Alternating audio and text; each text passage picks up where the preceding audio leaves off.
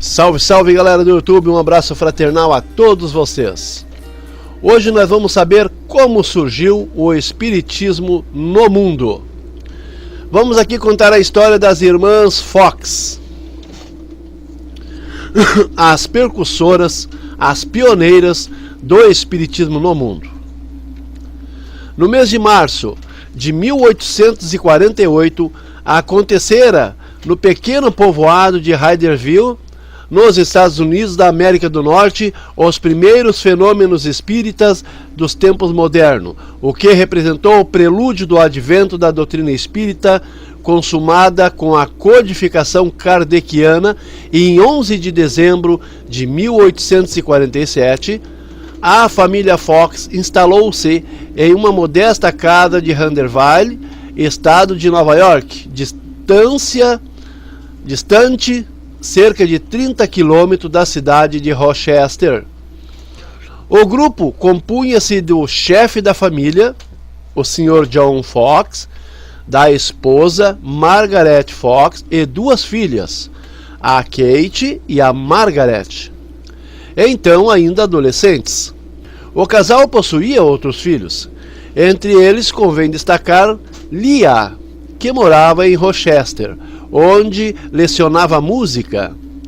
Leah escreveu um livro, The Missing Link, em 1885, no qual faz referência às faculdades paranormais de seus parentes anteriores. Inicialmente, os Fox não sofreram nenhum incômodo em sua nova residência. Entretanto, algum tempo depois, mais precisamente nos 2 primeiros meses de 1848, os mesmos ruídos insólitos que perturbaram os antigos inquilinos voltaram a manifestar-se outra vez. Algum tempo após essa mudança, seus ocupantes passaram a ouvir arranhões, ruídos insólitos e pancadas vibradas no forro da sala, no assoalho, nas paredes, nos móveis, os quais passaram a constituir verdadeira preocupação para aquela humilde família. Tais ruídos cresceram de intensidade a partir de meados de março de 1848. Batidas mais nítidas e som semelhante ao arrastar de móveis começaram a fazer-se ouvir, pondo as meninas em sobressalto a ponto de negarem-se a dormir sozinhas no seu quarto e quererem dormir no quarto dos pais. A princípio, os habitantes da casa, incrédulos quanto à possível origem do sobrenatural dos ruídos, levantavam-se e procuravam localizar a causa natural do fenômeno. Lucrécia Pulver, uma jovem que servira como dama de companhia do casal Bell, quando este habitou a referida casa até 1846, contou a eles uma curiosa história de um mascate que se hospedara com a família Bells. Numa noite em que o vendedor passou com aquele casal, Lucrécia foi mandada dormir na casa dos pais.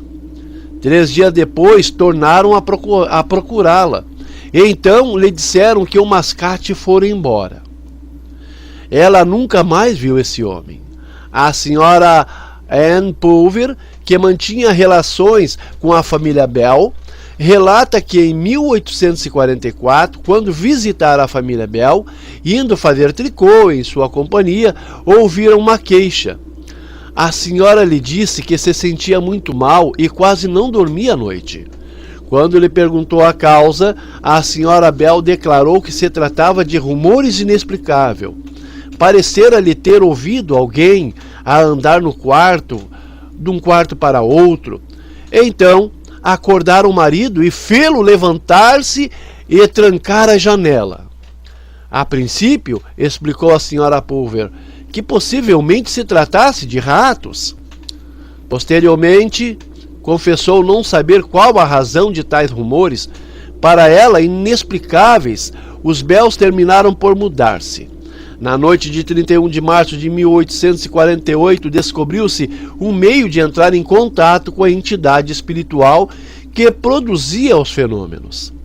A filha menor do casal, Kate, disse, batendo palmas: "Senhor Pé Rachado, faça o que eu faço, de forma imediata." Repetiram-se as palmadas. A Kate desafiava aquele ruído batendo palma, e aqueles fenômenos respondiam às palmas da Kate. Quando ela parou, o som também parou.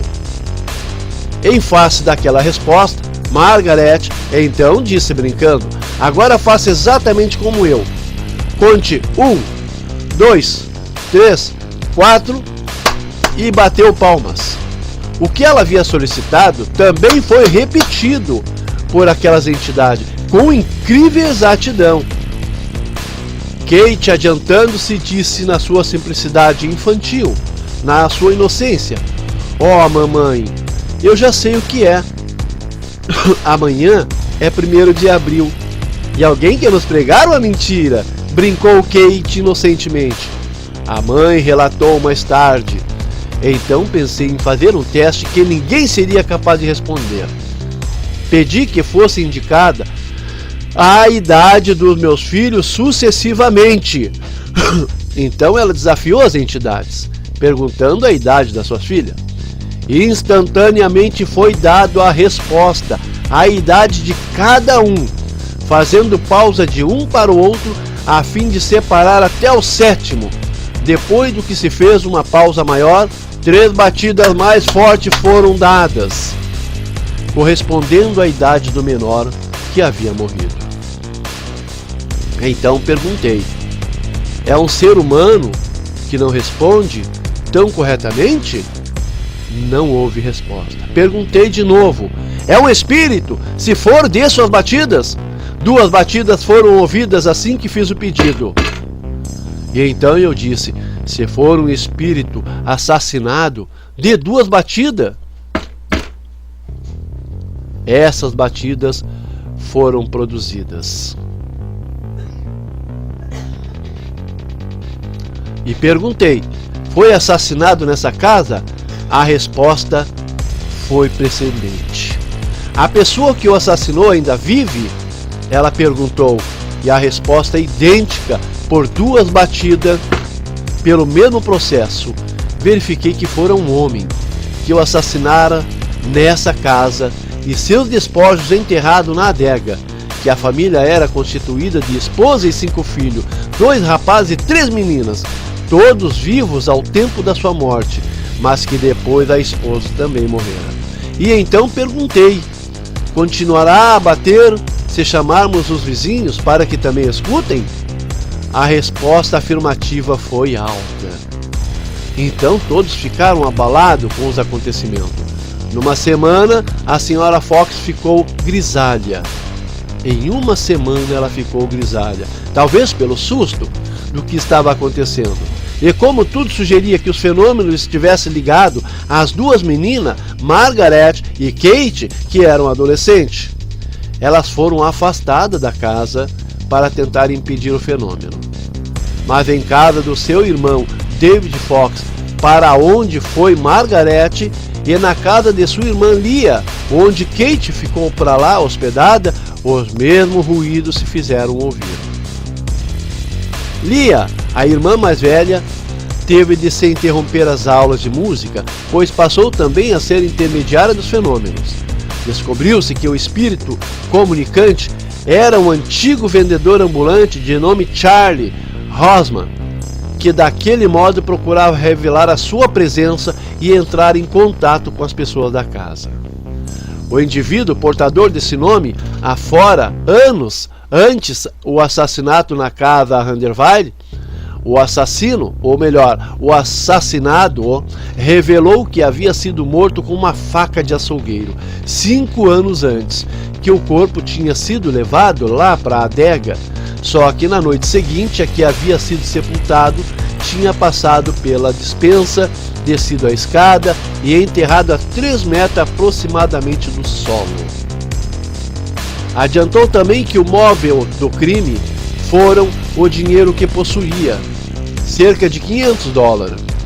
Os mais interessados em esclarecer o caso resolveram escavar a adega visando encontrar os despojos do suposto assassinado.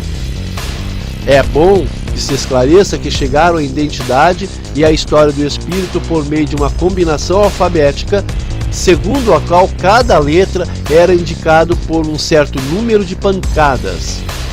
Charlie Rosnan fora mascate e estava com 31 anos ao ser assassinado naquela casa. O assassino fora um antigo inquilino. Só poderia ter sido o Sr. Bell.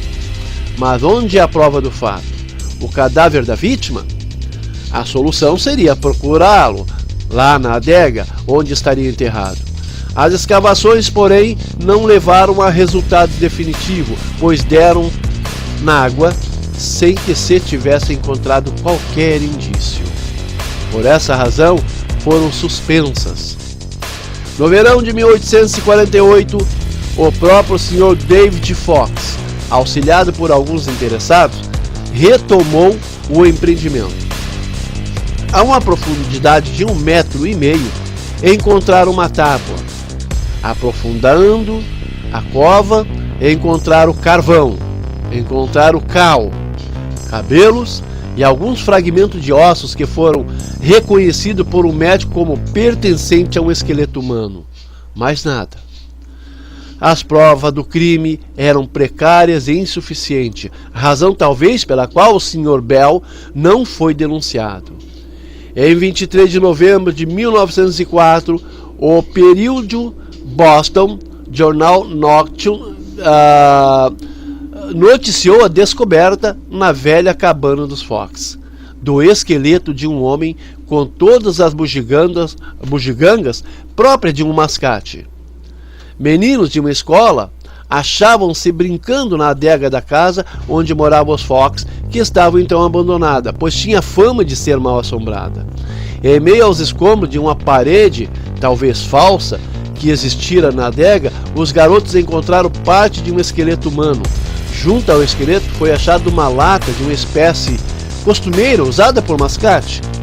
Essa lata encontra-se agora em Lilydale, a sede central dos espíritas norte-americanos, para onde foi transportada a velha casa de Handerville. Como o leitor pode ver, 56 anos depois dos fenômenos de Handerville, em 22 de novembro de 1904, ficou comprovada a história de Charlie Rosnan, relatada à família de Kate e Margaret Fox em 1848. Ao transferir a residência para Rochester, a família de John Fox deparou com o primeiro óbice, o pastor da igreja metodista a que pertenciam, e intimou as meninas, sob pena de expulsão, a abjurarem tais práticas. Essa imposição foi repelida pelas irmãs Fox e, por isso, elas foram expulsas daquela comunidade religiosa. Em Rochester, as meninas tiveram de se submeter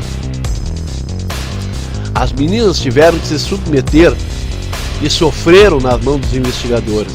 No decurso das pesquisas, foram despidas e depois, ao se vestirem, tiveram os vestidos amarrados, apertados nos corpos, pondo-se elas sobre um piso isolante, afora outras precauções para se evitar a possibilidade de fraude. No final, as várias comissões que se formaram com esse objetivo declararam-se ouviram batida distinta nas paredes, no assoalho e em outros objetos, estando as irmãs amarradas. E que suas perguntas, das quais algumas foram mentalmente, tinham sido respondidas corretamente. Então, como nós observamos, as duas meninas foram investigadas, amarradas, tiveram as roupas amarradas e apertadas ao corpo para que elas não se movimentassem para evitar fraude. E mesmo assim, elas amarradas, com as roupas apertadas,